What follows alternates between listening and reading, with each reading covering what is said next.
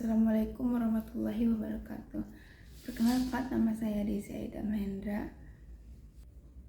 Guys, ada yang tahu nggak sih penyelenggaraan pendidikan di daerah terpencil itu apa?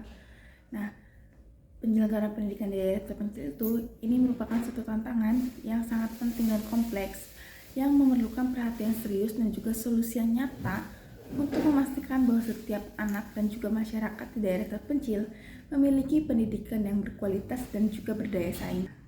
Nah, ada jurnal yang telah saya baca yang berjudul Penyelenggaraan Pendidikan di Daerah Terpencil yang di Desa Bacu-Bacu, Kabupaten Kebaru.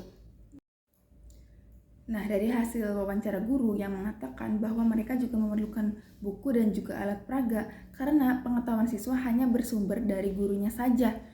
Nah, wawancara guru yang lain juga mengatakan bahwa mereka juga membutuhkan sarana dan prasarana karena di sana kurang memadai, ya seperti komputer, wifi, karena di sana tuh tidak ada jaringan sehingga tidak bisa digunakan gitu.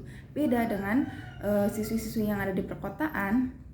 Berbeda dengan siswa yang ada di perkotaan, mereka sudah belajar menggunakan internet dibanding dengan di pedesaan.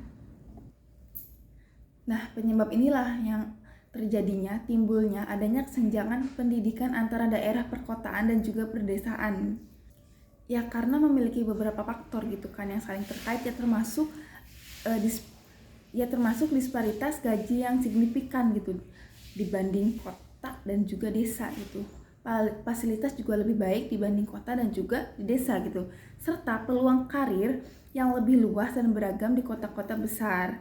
Nah, seringkali menjadi magnet bagi para guru yang kompeten dan berpengalaman untuk meninggalkan daerah pedesaan. Nih, akibatnya banyak sekolah di pedesaan itu menghadapi tantangan serius dalam merekrut dan mempertahankan guru yang berkualitas, sehingga akan mengakibatkan kekurangan guru yang kompeten dan berpengalaman di bidangnya, yang pada akhirnya dapat mempengaruhi kualitas pendidikan yang diberikan kepada siswa di daerah pedesaan.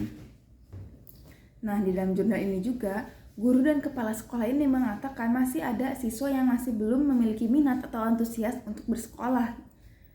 Dan adanya juga pembiaran atau pengabaian dari orang tua untuk anak yang malas bersekolah. Nah, ketika musim panen di sana atau musim tanam, orang tua ini akan melibatkan si anak untuk bekerja di kebun ataupun di sawah mereka gitu. Nah, dalam hal ini ketidakpedulian orang tua terhadap sekolah anaknya itu benar-benar berpengaruh terhadap pendidikan anak. Nah, dalam konteks ini pun sebenarnya peran serta masyarakat ataupun orang tua itu sangat krusial dalam memajukan pendidikan di daerah mereka, di mana mereka dapat berperan aktif dan membentuk komite sekolah yang efektif. Masyarakat ataupun orang tua dapat menjadi mitra strategis pemerintahan dan lembaga pendidik dalam meningkatkan kualitas dan aksesibilitas pendidikan di daerah terpencil. Bisa melalui komite sekolah, melakukan pengawasan, ataupun mengadvokasi kebutuhan dan kepentingan pendidikan lokal. Itu juga semuanya bisa. Nah, dengan demikian, pendidikan daerah terpencil ini dapat menjadi lebih baik, berkualitas, dan berdaya saing, sehingga dapat meningkatkan kesempatan bagi anak-anak dan masyarakat di daerah terpencil untuk memperoleh pendidikan yang berkualitas dan berpartisipasi dalam pembangunan nasional. Nah, oleh karena itu, perlu dilakukan upaya yang serius dan berkelanjutan untuk meningkatkan kualitas dan aksesibilitas pendidikan di daerah terpencil, serta memastikan bahwa setiap anak dan masyarakat di daerah terpencil ini memiliki kesempatan yang sama untuk memperoleh pendidikan yang berkualitas dan berdaya saing.